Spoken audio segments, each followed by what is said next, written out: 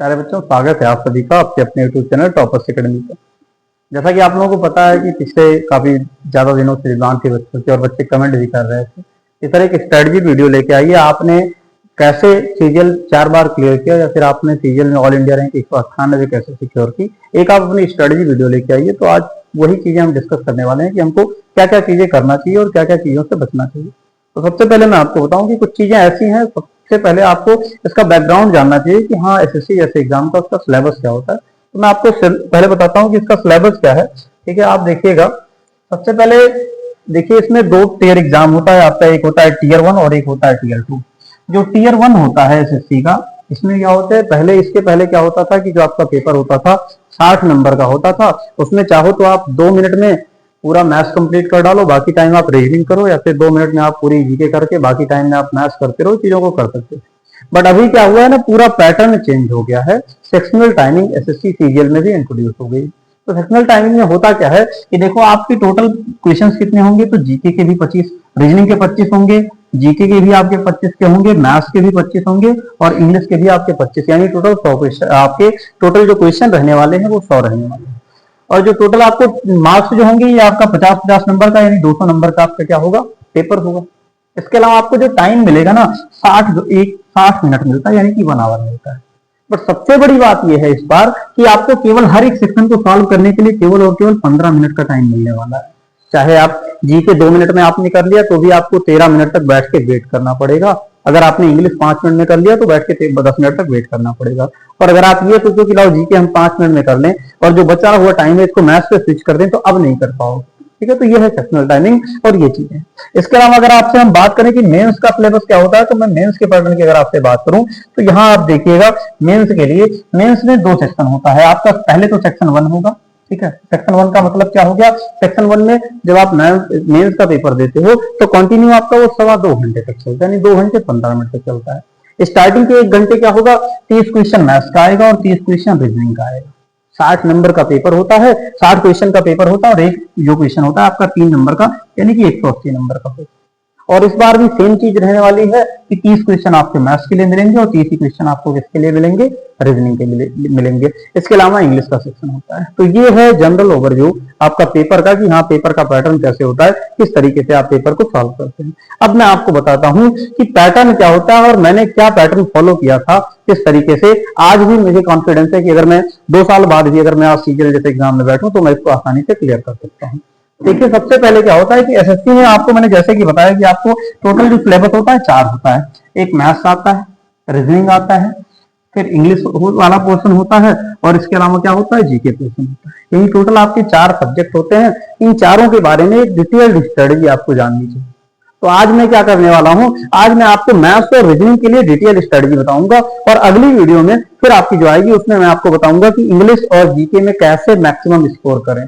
ठीक है, तो चलिए हम स्टार्ट करते हैं मैथ्स से। सबसे पहले हम आज मैथ्स के बारे में जानते हैं कि मैथ्स का होता क्या। उसके अलावा बाकी 4 सब्जेक्ट के अलावा आपका एडिशनल क्या क्या चीजें होती है, तो एक आपका होता है कंप्यूटर जो कि मेंस में आता है और कंप्यूटर के साथ साथ आपकी टाइपिंग होती है। तो ये एडिशनल सुनने में लग रहा होगा सर क्या ही है, बट मैं आपको एक मजे की बात बताऊं, आप ये मेंस में आपने 390 में 390 स्कोर कर लिया और अगर गलती से कहीं आप इस कंप्यूटर वाले पेपर में फेल हो गए ना, तो उस नंबर की कोई वैल्यू नहीं रह जाएगी, यानी आप फेल माने जाओगे। तो ये पेपर मैंडेटरी होता है, इसको आपको पास करना पड़ेगा।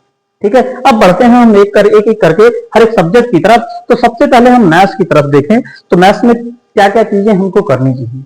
ठीक है, मैथ्स में 3 चीजें होती हैं। सबसे पहला क्या होता है, कंसेप्ट। कंसेप्ट का मतलब देखिए ऐसा है कि आपको अगर कंसेप्ट ही नहीं पता है तो आप सवाल क्या कैसे सॉल्व करो। यानी सबसे पहली चीज क्या है, आपको कंसेप्ट आना चाहिए। जब आप कंसेप्ट अच्छे से जान पाओगे तभी आप बाकी आगे बढ़ पाओगे, आप क्वेश्चन सॉल्व कर पाओगे, आप मॉक टेस्ट में अच्छा स्कोर कर पाओगे या आप मेन एग्जाम में आप अच्छा स्कोर कर पाओगे। तो सबसे पहला जो वर्क बच्चे किसी भी बच्चे को करना चाहिए, अगर वो बिगनर है या फिर आप तैयारी कर चुके हो, सबसे पहले चीज आपकी ना कंसेप्ट क्लियरिटी बहुत अच्छी होनी चाहिए। ठीक है, इसकी जो आपकी क्लियरिटी है ये बहुत अच्छी होनी चाहिए। कंसेप्ट आपको बहुत अच्छे से आने चाहिए। अब आप कहोगे सर इसको हम कैसे करें, तो इसको करने के लिए मैं आपको बताऊं, आप किसी एक टीचर को फॉलो करो। ठीक है, किसी आप एक टीचर को फॉलो करो। किसी एक टीचर से आपने मान लीजिए एक चैप्टर स्टार्ट किया परसेंटेज, आपने उस टीचर से परसेंटेज पढ़ दिया, फिर आप उस चैप्टर के प्रीवियस ईयर क्वेश्चन को सॉल्व करके देखो। अगर आपसे क्वेश्चन 50% 60% भी सॉल्व हो रहे हैं, इसका मतलब है कि आपने सारा कंसेप्ट सीख लिया। और पता चला कि आपने किसी टीचर की 18 वीडियो 20 वीडियो देखी परसेंटेज की और उसके बाद 2 क्वेश्चन भी नहीं सॉल्व हो पा रहा है, इसका मतलब है कि उस टीचर से आपका कंसेप्ट क्लियर नहीं हुआ। तब आपको जरूरत है अपनी टीचर चेंज करने की, किसी दूसरे टीचर से आपको परसेंटेज पढ़ना पड़ेगा, यानी वो टॉपिक पढ़ना पड़ेगा। फिर उनसे पढ़ के फिर आप देखोगे कि क्या क्वेश्चन सॉल्व हो पा रहे हैं या नहीं सॉल्व हो रहे हैं। अल्टीमेट टारगेट आपका क्या होता है? अल्टीमेट टारगेट पर आप बोलोगे कि सर देखिए ऐसा मेरा अल्टीमेट टारगेट है क्वेश्चन सॉल्व करना। आपने 1 महीने तक परसेंटेज किसी टीचर से पढ़ा, लास्ट में आपका क्वेश्चन सॉल्व नहीं हो रहा है, फिर क्या मतलब बना उस टीचर से पढ़ने का? यानी आपको उस टीचर से पढ़ना है जिस टीचर से आपकी ट्यूनिंग मैच हो, और उसके अलावा क्या करो, आप उसके क्वेश्चन को सॉल्व कर पाओ। तो सबसे पहला काम आपको कंसेप्ट पे करना है। आपने कंसेप्ट पे काम कर लिया, फिर क्या करना है? फिर हमको करनी है प्रैक्टिस। ठीक है, यानी कंसेप्ट सॉल्व करने के बाद में आपको क्या करना है, तो उसके बाद में आपको सॉल्व कंसेप्ट करने के बाद में फिर आपको वर्क करना है प्रैक्टिस पे। प्रैक्टिस कहाँ से करें? आपके दिमाग में आएगा सर हमको प्रैक्टिस क्वेश्चंस कहाँ से करने चाहिए? क्या हमको ऐसे यूट्यूब के सवालों को, या फिर मान लेते हैं हमको फेसबुक के इंस्टाग्राम के सवालों को? नहीं, उनको नहीं करना है। आपको सिर्फ और सिर्फ प्रैक्टिस एक ही चीज की करनी है, और वो क्या है? Previous year. आपको हमेशा प्रीवियस ईयर जो पेपर होता है, ठीक है, प्रीवियस ईयर जो पेपर होता है उसी को सॉल्व करना चाहिए। आप किसी भी टीचर से पढ़ो ना, उसके बाद आप केवल प्रीवियस ईयर के सवालों को सॉल्व करो। अब प्रीवियस ईयर के सवाल आप बोलोगे सर कहां से मिल पाएगा, कहां से प्रीवियस ईयर करें? तो आप कोई सा भी बुक ले लो, जैसे आपकी क्या होती है, पिनेकल होती है। पिनेकल क्या करती है? प्रीवियस ईयर का कंपाइलेशन चैप्टर वाइज देती है। इसके अलावा किसकी है? इसके अलावा आपकी किरण की है। इसके अलावा भी बहुत सारे टीचर आज के टाइम पे मार्केट में अवेलेबल हैं, जो क्या करते हैं, chapter wise previous year question आपको प्रोवाइड करते हैं। आपने कंसेप्ट पढ़ा, आपने प्रैक्टिस किया, अब आपकी जरूरत है रिवीजन करने की। और सबसे बड़ी बात जो मैं आपको बताऊं, जो बाकी टीचर कहते हैं कि बैठ के रिवीजन करो, रिवीजन आपको ऐसे नहीं करना है। रिवीजन किससे करना है? इसको करना है मॉक टेस्ट के थ्रू। किससे करना है? मॉक टेस्ट के थ्रू करना है। आपने कंसेप्ट पढ़ा, आपने क्वेश्चन सॉल्व किया, फिर आप मॉक टेस्ट पे जाइए। एक चैप्टर आपने पढ़ा, एक चैप्टर पढ़ लिया आपने, एक चैप्टर के क्वेश्चन सॉल्व कर लिए, अब उस चैप्टर के आप 10 20 30 चैप्टर वाइज मॉक टेस्ट दीजिए और देखिए आपसे क्वेश्चन सॉल्व हो पा रहे हैं या नहीं हो पा रहे हैं। गारंटी के साथ मैं आपको कह रहा हूं, अगर आपने इतना कर लिया मैथ्स में, फिर आपको कहीं पे कोई दिक्कत नहीं होने वाली है। और ऐसे एक एक चैप्टर आप पढ़ते हुए बढ़ो आगे। मैं वो नहीं कहने वाला हूं कि आओ मैं आपको 2 महीने में अच्छा सा शरबत बना रखा है घोल के सब पिला दे, नहीं, ऐसा नहीं हो सकता। आपको कंसेप्ट पढ़ना है, इस तरीके की अगर पकड़ बनानी है, और जैसे मैंने 8 बार सिलेक्शन लिया, ऐसे अगर आपको सिलेक्शन लेना है तो मेहनत करनी पड़ेगी। इस तरीके से अगर आप पूरे सिलेबस को करोगे तो लगभग 10 से 11 महीने लगते हैं, और ये मेरा खुद का पर्सनल एक्सपीरियंस था। ठीक है, तो ऐसे हम मैथ्स में करने चाहिए। अब मैं आपको टॉपिक वाइज बताता हूं कि किस तरीके से हमें मैथ्स में आगे बढ़ना चाहिए। तो बढ़ते हैं आगे, मैं अब आपको बताता हूं कि मैथ्स में कौन कौन से पोर्शन होते हैं। ठीक है, उससे पहले ये देखिए, मैथ्स आपका ना 2 पोर्शन में डिवाइड होता है। एक आपका होता है अर्थमेटिक और एक क्या होता है, एडवांस। अगर मैं आपसे रेलवे जैसे एग्जाम की बात करूं तो रेलवे में क्या है कि जो वेटेज है ना, अगर मैं रेलवे एग्जाम की बात करूं, रेलवे में इसका वेटेज मैक्सिमम है। ठीक है, इसका वेटेज क्या है? इसका वेटेज मैक्सिमम है और इसका वेटेज मिनिमम है। यानी कि एडवांस के बहुत ही कम सवाल आते हैं आपके रेलवे से। लेकिन अगर आप बात करो एसएससी की, ठीक है, अगर आप एसएससी की बात करो तो इक्वल वेटेज है। क्या है? इक्वल वेटेज है, यानी कि दोनों से क्वेश्चन भर भर के आते हैं, चाहे आपके अर्थमेटिक हो चाहे एडवांस। और अगर आप बात मेंस की करोगे तो वहां पे एडवांस का वेटेज थोड़ा सा बढ़ जाता है। अगर आप सीजीएल मेंस की बात करो तो वहां पे एडवांस का वेटेज थोड़ा सा बढ़ जाता है। तो यहाँ पे आप इग्नोर करके नहीं चल सकते हो कि आपने सिर्फ अर्थमेटिक पे पकड़ बना ली, सिर्फ एडवांस पे पकड़ बना ली। आपको हर एक चीज पे बहुत अच्छे से पकड़ बनानी पड़ेगी। अब आपके दिमाग में सर डाउट आएगा कि पहले हमें किस पोर्शन को करना चाहिए, अर्थमेटिक को करना चाहिए या एडवांस को करना चाहिए। चलिए उसी डाउट को क्लियर करते हैं। सबसे पहले आपको करना चाहिए अर्थमेटिक। ठीक है, सबसे पहला जो टॉपिक आपका होना चाहिए स्टार्ट करने का मैथ्स, वो अर्थमेटिक से होना चाहिए। अब अर्थमेटिक में भी 2 तरीके से आप स्टार्ट कर सकते हो। 2 ऐसे पॉइंट होते हैं जहां से पूरा चैप्टर आपका एक साथ अटैच होता है, यानी उससे शुरू करोगे तो उसके बाद एक एक करके आप आगे चैप्टर की तरफ क्या कर सकते हो, बढ़ते रह सकते हो। ठीक है, तो सबसे पहले आपको आप 2 तरीके ऐसे हैं, अर्थमेटिक में 2 चैप्टर ऐसे हैं, वहां से आप शुरुआत करते हो। मैं एक एक करके आपको दोनों चैप्टर को बताता हूं। जैसे या तो आप स्टार्ट कर सकते हो परसेंटेज से, और या फिर आप स्टार्ट कर सकते हो टाइम एंड वर्क से। ठीक है, टाइम एंड वर्क। आप या तो परसेंटेज से स्टार्ट करो और या तो फिर टाइम एंड वर्क से स्टार्ट करो। परसेंटेज से अगर आप स्टार्ट करोगे तो परसेंटेज के बाद में आप क्या करोगे, इसके बाद में आप सिंपल इंटरेस्ट कर सकते हो, सिंपल इंटरेस्ट के बाद में आप कंपाउंड इंटरेस्ट कर सकते हो, इसके बाद में क्या कर सकते हो, प्रॉफिट एंड लॉस कर सकते हो, इसके बाद में फिर क्या कर सकते हो, डिस्काउंट कर सकते हो, फिर आपका मिक्सचर एंड डेरिवेशन कर सकते हो। ऐसे इस सीरीज में आप सॉल्व कर सकते हो।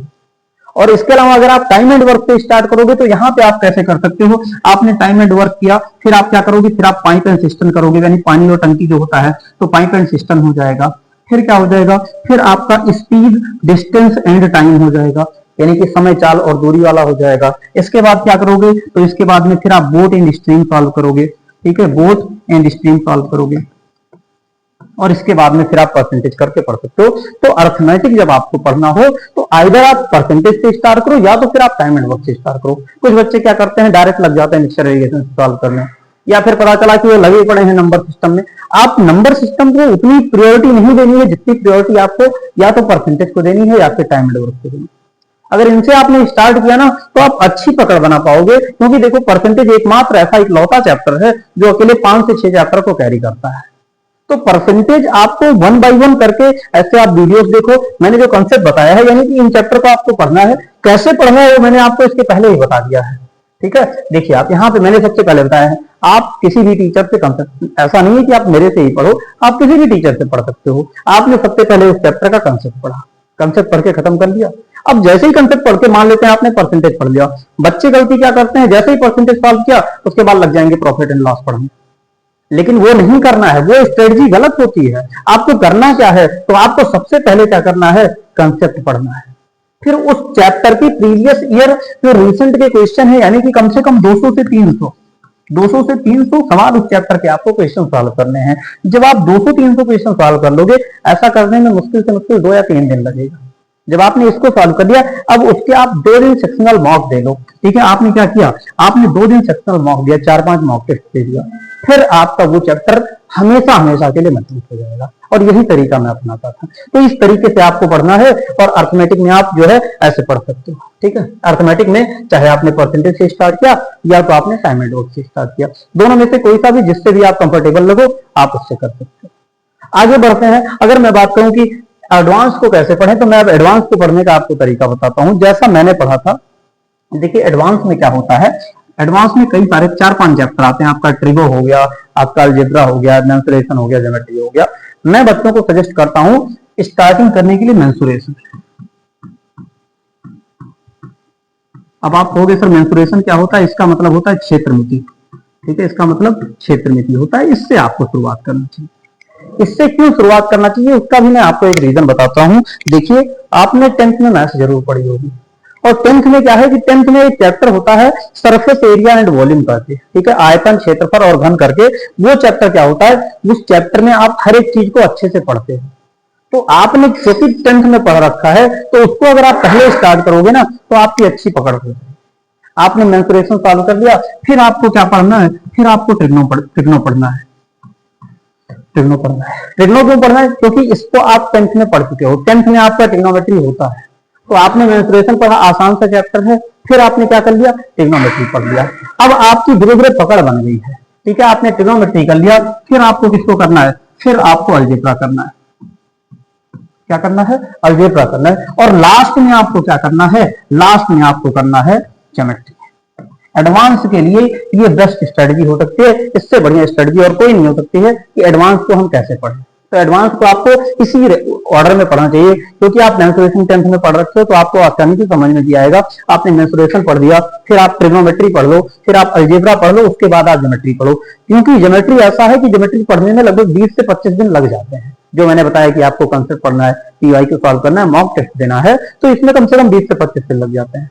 आपने क्या किया, आप मान लेते हैं कि आपने स्टार्ट कर दिया ज्योमेट्री से, 1 महीने तक आप पढ़ते रहोगे, 15 दिन तक आप पढ़ोगे, फिर आपको लगेगा सर एक ही चैप्टर पढ़ रहे हैं, 15 दिन हो गया, 1 महीना हो गया, तो समझ में नहीं आ रहा है, फिर आप तुरंत बोर हो जाते हो। यही लिए अगर आपने मेंसुरेशन से पढ़ा, 3-4 दिन में मेंसुरेशन खत्म, फिर आपने ट्रिगो पढ़ा, 8-9 वीडियो में ट्रिग्नोमेट्री भी खत्म हो गया, उसके बाद फिर आपका अलजेब्रा खत्म हो गया, और लास्ट में आप ज्योमेट्री पढ़ोगे तो आपके दिमाग में एक माइंडसेट भी रहेगा कि सर देखिए अर्थमेटिक एडवांस तो मेरा खत्म हो चुका है, आखिरी चैप्टर है, कोई दिक्कत नहीं, थोड़ा टाइम लगेगा तो ही पढ़ लेंगे।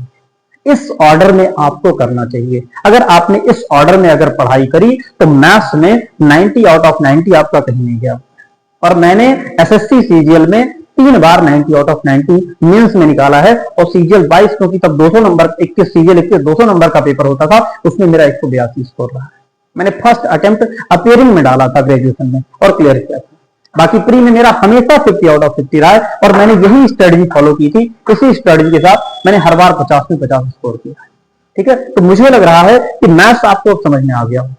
बाकी जो बच्चे अभी आप देख रहे हो, आप इस चैनल पे अगर आप मेरे साथ जुड़ना चाह रहे हो तो मैं आपको बताऊं, मैं आपको कंसाइज वे में पढ़ाता हूं। आप किसी का बैच लोगे, पता चलेगा वो परसेंटेज ही 25 वीडियो में पढ़ा रखते हैं। कहां से बच्चा समझ में आएगा? इतना थोड़ी समझ में आएगा। 25 वीडियो आप जब तक 1 से स्टार्ट करके 25 तक पहुंचोगे, पहली वीडियो फिर भूलने लग जाओगे। आप वो चीज पढ़िए जो मोस्ट रिलेवेंट है, और इसलिए मैं हर एक चैप्टर को, मेरा टारगेट है मैक्सिमम जो बड़े चैप्टर हैं उनको भी मैं 6 से 7 क्लासेस में खत्म कर देता हूं। तो आप मेरे साथ जुड़ सकते हैं। आपको परसेंटेज पढ़ना है, परसेंटेज की क्लासेस समय चली, परसेंटेज पढ़िए, फिर आप जो है प्रॉफिट लॉस पढ़िए, आप कंपाउंड इंटरेस्ट पढ़िए, सिंपल इंटरेस्ट पढ़िए, प्रॉफिट लॉस डिस्काउंट, आप इस ऑर्डर में पढ़िए, चीजें आपको बहुत ही बेहतरीन ढंग से समझ आए। ठीक है, तो आज मैंने आपको मैथ्स के लिए बहुत ही अच्छे तरीके से बता दिया कि कहां से क्या पढ़ना है। अगर आपको रही बात की सर एडवांस में आप ज्योमेट्री वगैरह का कोई टीचर बता दीजिए, तो मैं आपको बताऊं, जिस टीचर से मैंने ज्योमेट्री पढ़ी थी, पवन राव सर हैं, आप अच्छे से जानते होंगे, जो भी बच्चे तैयारी में हैं, पवन राव सर से आप ज्योमेट्री पढ़ सकते हो।